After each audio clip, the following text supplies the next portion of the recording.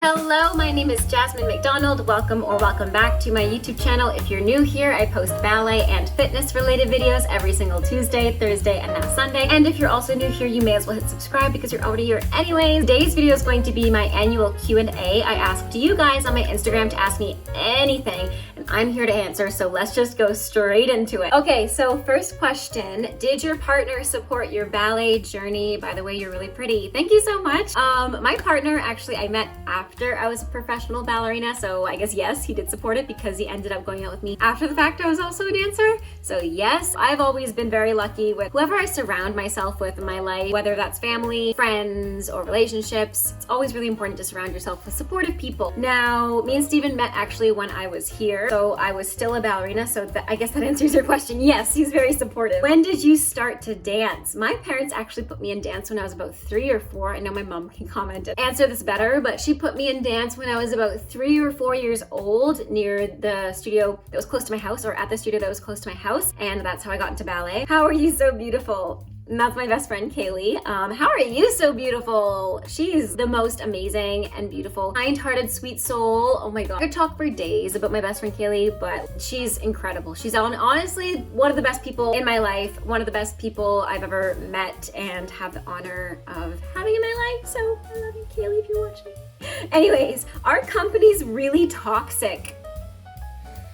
And by this, I'm assuming they mean ballet companies. For those of you who just clicked on this video and is like, what is a ballet company? Essentially, ballet dancers work for a ballet company, and there's different rankings within that company. So there's principal dancer, there's soloist, demi-soloist sometimes, which is like a second soloist, which means you do like smaller solo roles, like small swans or big swans, stuff like that. And then there's the corps de ballet. Now, with those hierarchies, there's obviously, like any job, going to be a little bit of competitiveness and a little bit of, don't want to say negativity, but there's always going to be a negative Nelly in every workplace. So I'd say ballet companies can be toxic, especially to the mental health of dancers. I don't think it's prioritized enough, and that's actually why I left ballet, which I did a video on, which I'll put in the link in my description as well as in the cards up here. The ballet company I was in, I wouldn't say the company's toxic. I think it's, again, who you surround yourself with. The friends whom I had in my group were incredible. They were not toxic, they were supportive, they cheered me on stage, off stage, they didn't talk behind my back, they were incredible. But obviously I surrounded myself with the best people I met. So I wouldn't say the companies are toxic, but definitely the practices in which some companies follow, like telling girls to look a certain way, to lose X amount of weight, whatever it is, like it can be very toxic. I wouldn't necessarily say ballet in itself and the companies are toxic. I think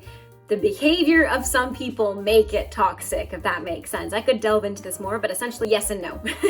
Depends. Favorite and least favorite parts about being a ballerina. Favorite parts? Being on stage and dancing and being paid for dancing. What other job are you paid for doing something that you love? Okay, a lot of people would say, my job, I love my job. But dancing's like that passion you have since you were a little girl or a little boy, you know what I mean? Or a little person. Not something that's just like, okay, I'm 17, what do I do with my life? No, you've dreamt of it since you were a kid and you pursued it. So I'd say knowing that it's actually like your childhood dream. Like some people are like, I want to be an astronaut when I grow up. You know, when they asked you as a kid what you wanted to be and you'd be like, be a vet, I want to be an astronaut, I want to be the president of the United States. Some people want to be a ballerina and that came true. And I think that's the best part about being a ballerina, that you know it's your childhood dream for most people at least. My least favorite part is probably the pay.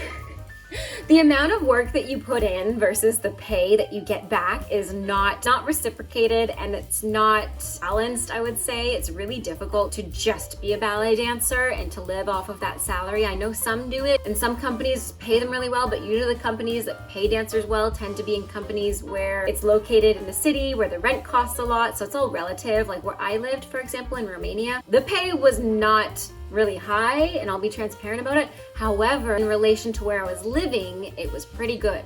So I survived on that. But if I were to bring that same salary to Canada and try to make rent, which right now rentals are crazy expensive in Canada, and also housing is crazy, so I wouldn't have survived. So you definitely have to have a second job or be okay with not affording a house or not having, I don't know, savings, because essentially I wasn't saving anything when I was a ballerina. So that's my least favorite part probably. Otherwise, loved it. What age were you when you started ballet? So again, my parents put me in when I was about 3 or 4 years old. And I started ballet then, so I was doing it like once a week, whenever. And then I really started pursuing it when I was about 13 and 14. That's when I went to professional ballet school. And a year before, I actually got a solo at my dance studio. We did competitive dances at my studio and I got a ballet solo. So that's when I started to take it a little bit more seriously. And then when I got into ballet school, obviously it was like I lived, breathed, slept, ate ballet. Like literally my whole life was ballet. Any tips for finding ways to keep dancing in college? Honestly, I'm trying to think because I never went to college. I almost did. I got into a few colleges last 2 years ago. I chose not to go because I wanted to pursue what I'm doing right now anyways, which was my best decision. I'd say dancing, you don't have to think of it as you have to do it a certain way. Right? Obviously, if you're doing ballet, like you want to do proper ballet technique so you don't hurt yourself and so that you improve. But at the same time, you can dance anywhere. Think about it as the planet is your stage, right? So just enjoy it as much as you did on stage or in the studio and take that same energy that you did. And now that it's your hobby and maybe you're not doing it as full time, you can enjoy it a little bit more. And dancing in college, I'd say try to find what works for you. Try to find something that's affordable and is not going to break your bank account, because at the end of college, when you have to pay back your student loans, you're gonna be like, darn, I wish I didn't go to Starbucks every day. Right? So find something affordable, whether that's online classes, whether that's drop-ins, whether that's coupons. I'm sure there's lots of coupons in Groupon. I used to do that when I was into yoga. I would do Groupon, like $5 classes at Yoga Tree or something in downtown Toronto. So check out Groupon. There's a lot of resources that makes dancing accessible and inexpensive. And I think that's the best route to go when you're in college, because you don't want to be stressing about money on top of stressing about school and stressing about studying. Like, you don't want that at all. You need to focus on your career, but also have dancing or have your passions on the side to keep you sane. You know what I mean? I'm doing my RAD ballet exam. Any advice? My biggest piece of advice for exam is to not think about it all the time. Obviously, it's always in the back of your mind. Like I remember when I would do exams, I would just wake up in the morning and be stressed already because I knew my exam was in 10 days and I'd count down the days and I'd be so stressed because I'd be in the constant countdown, right? So when you're done with your exam material, put that on the back burner, go outside, grab a coffee with your friend, watch a show, do your homework, whatever, put that on the back burner, because you want to focus on your life and your quality of life too,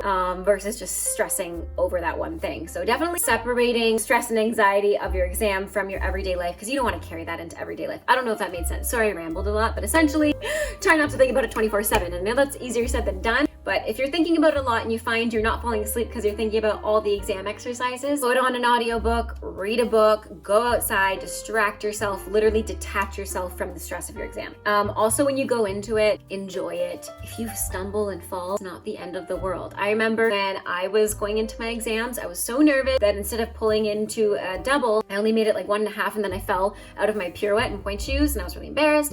And then I kind of let it go. And then the next time I went on stage, I did like 5 pirouettes and pointe. And I was like, wow. So, you know, things like that happen, just move on because something better will happen, I'm sure. Anyways, do you like pets? I love pets. I have a little kitty cat named Luna. I have a doggy named Elsa. We have a frog named Ribbert Pattinson. We had a fish named Beta Swan, but he sadly passed. But we have a big 10-gallon fish tank as well, and it has like a gourami, and it has some tetras and a snail and some loaches, which I also put in one of my vlogs previously, which I'll also put in the description down below. How did you meet Steven? I've answered this one before, and again, it's really romantic, so light some candles because you're going to hear a lot of romance. We met on Tinder though. We actually did meet on Tinder.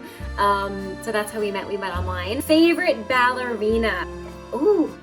See, I've gone through phases, but I'll always come back to Svetlana Zakharova and Sylvie Guillaume. They're my favorites. I'm a sucker for lines and legs and extensions, and they're my favorites for sure. Did you follow some additional training to become a dance teacher? So actually this Sunday, I will be doing the Progressing Ballet Technique Certification online course, which is like a 7 or 8 hour day where you get the certification immediately after you complete the course. So I am doing that. I also got certification in personal training and in sports nutrition, which isn't super related, but it's just nice to have. But no, I didn't actually go to college or go to school to become an educator or do an education course or do a dance teaching course. For the studios that I work at, I had enough experience, I guess, and it all depends, right, what people are looking for. So it's not a a bad thing to go to school for that, because you learn a lot with education, how to work with children, how to format classes. There are some studios that do require you to have RAD certified teacher training or to be certified in teaching RAD. However, where I'm working, it is not required, but the PBT is. That's why I'm doing it this weekend, which I'm really, really excited for. But yeah, when I started teaching, I just started teaching. It was just something to fill my time with when I was off in my season. And then from that,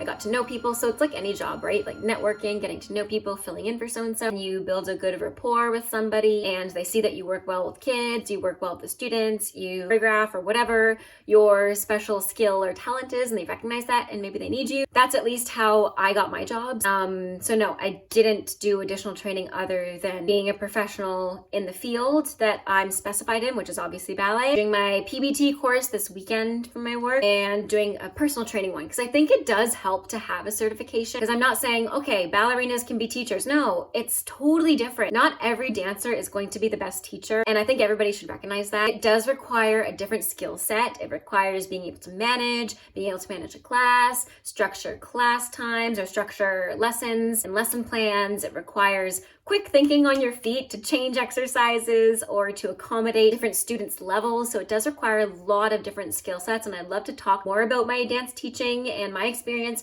in another video if you guys want, so comment down below for that. But that pretty much covers all of my questions. That pretty much covers all of my questions. I hope you guys enjoyed this video. Let me know in the comments down below what you want to see next. Thank you as always for all of your support, and we have almost 8,000 people on this channel. Thank you from the bottom of my heart. I love you all so much. Thanks again for watching. Have a great rest of your day. Stay safe and happy dancing. Bye now.